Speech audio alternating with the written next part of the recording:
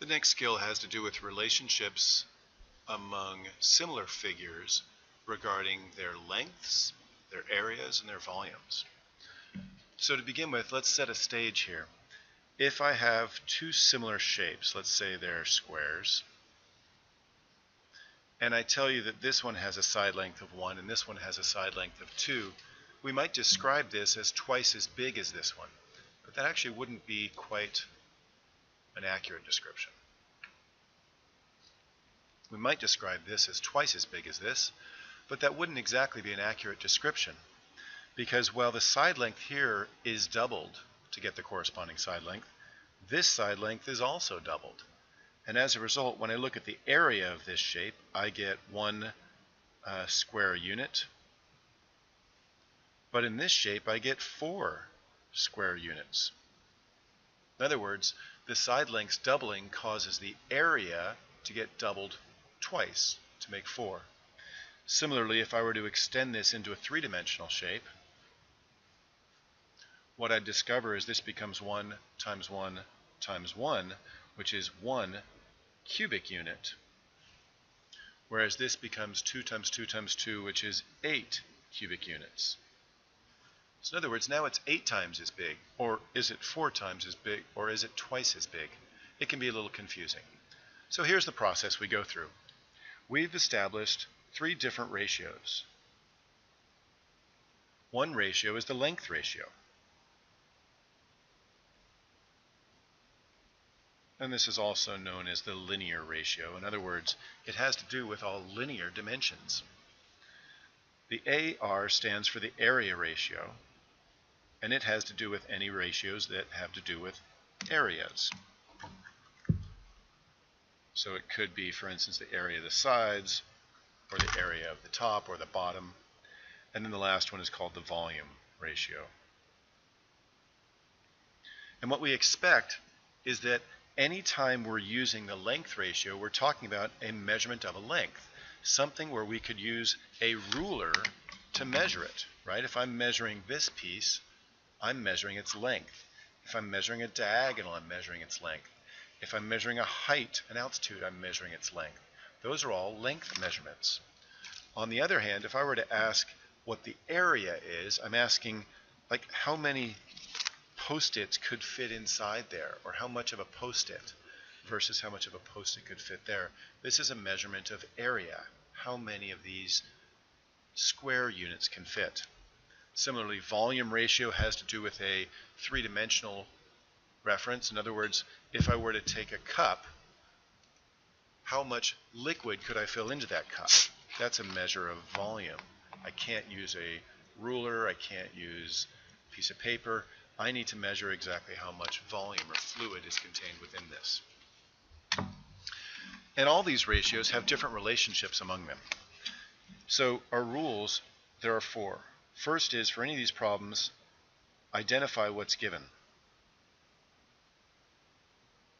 In other words, they're going to give you a ratio of LR or AR or VR. Step 2 is complete the table, or complete LR equals blank, AR equals blank, and VR equals blank. 3 is to set the proportion. And it's so important that it's the appropriate proportion. In other words, pick LR, AR, or VR equals. And then 4 is solve. So for example, let's say that Johnny's new fish tank is similar to original, but 3 times as tall, wide, etc. In other words, it is a similar shape, but the dimensions are 3 times as much. If the original had 30 gallons, How much in the new? So step one is identify what's given us. They're giving us this scale factor, effectively, of saying 3 times. Therefore, I know that my length ratio, my dimensions, are in a 3-to-1 ratio. So I'm going to say 3 over 1. My second step is to complete all the different ratios. In other words, if I know my length ratio is 3 to 1, what's my area ratio? Well, this brings us back to the relationship we had here. If I know that my length ratio is A over B, my area ratio is going to be that ratio times itself, because it's 2 sides multiplied together to make the area. So it's going to be A squared over B squared. That's why we get 1 to 4, because 1/2 squared is 1/4. And the volume ratio similarly is A cubed to B cubed, and that's why we get 1 cubic unit to 8 cubic units, because this is 1/2, this is 1/2 squared, which is 1/4, this is 1/2 cubed, which is 1/8. This is the real crux of the deal. So when we're coming down here, we're saying if my length ratio is 3 to 1, my area ratio must then be the square of that, which is 9 to 1. And my volume ratio must then be the cube of that, which is 27 to 1. So that takes care of our second step. We've identified these. Third step is set the appropriate proportion. In other words, what am I looking for here? Well, they're telling us that we have 30 gallons of water. How much can we create with that? Or what would be the new amount of gallons in the shape? Well, gallons is a measure of length, where we'd use a ruler, or area, where we'd use a Post-it, or volume, where we talk about how much fluid is in it. Sure, gallons is a result of volume. Therefore, this is the measure we're going to use. We're going to say 27 is to 1. This is our ratio. And we're trying to find for 30 gallons.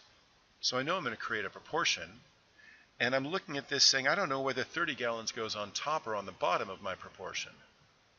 But if I started with 30 gallons and I'm getting a 3 times as big fish tank, then it's going to get larger. So 30 is my smaller. In other words, 30 matches with the 1 because it's smaller. I'm expecting a larger number to be on top, therefore it matches with the 27. This is a proportion. I'm going to solve it by cross multiplying. So I'm going to say 1x is equal to 30 times 27. So x is equal to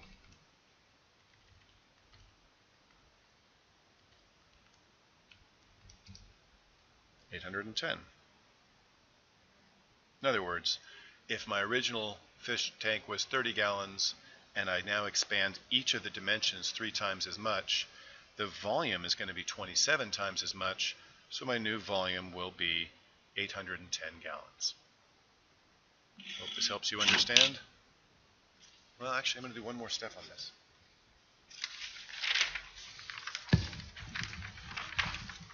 We have some problems that are harder.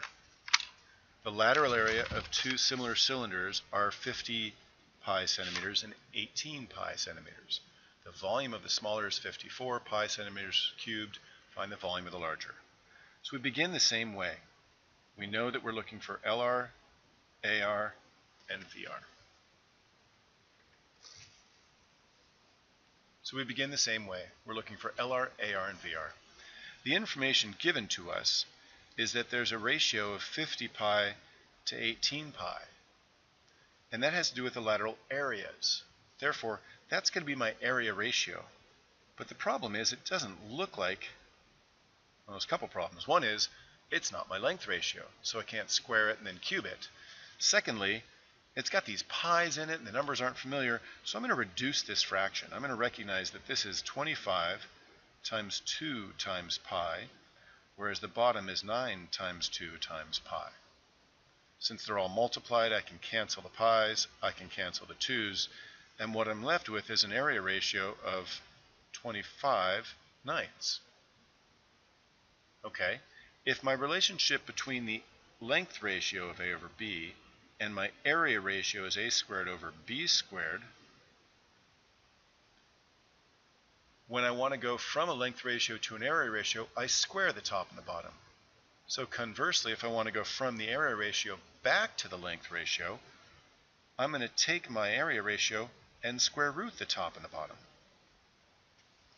So if my length ratio is 5 to 3, my area ratio is 25 to 9, that makes sense. My volume ratio would be 5 to the third over 3 to the third, which is 125 27ths.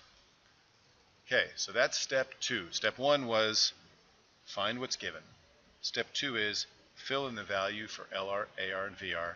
Step 3 is choose the appropriate equation. In other words, set up the proportion as appropriate. Well, it says the volume of the smaller cylinder is 54. So is volume an LR, AR, or a VR problem?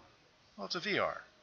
So this is the ratio I want to use. I want to say 125 is to 27 as, and I'm looking for the smaller cylinder to be 54 centimeters cubed, 54 pi. Smaller. Well, 27 is smaller, so I'm going to line up my 54 pi here, and I'm looking for x. Cross multiply. 27x is equal to 54 pi times 125. So I'm going to say x is equal to, I can treat pi like a variable, so I'll move it to the end and say that it's 54 times 125 times pi over 27. And I happen to know that 54 is 27 times 2, so I'm going to express this as 27 times 2 times 125 times pi over 27. And by re-expressing 54 as 27 times 2, I can now see that the 27s cancel. I've got 2 times 125, which is 250 pi. That's my answer. So if I start with a volume of a cylinder of 54 pi centimeters cubed, the new volume is going to be 250 pi centimeters cubed. Hope this helps you understand length ratios, area ratios, and volume ratios.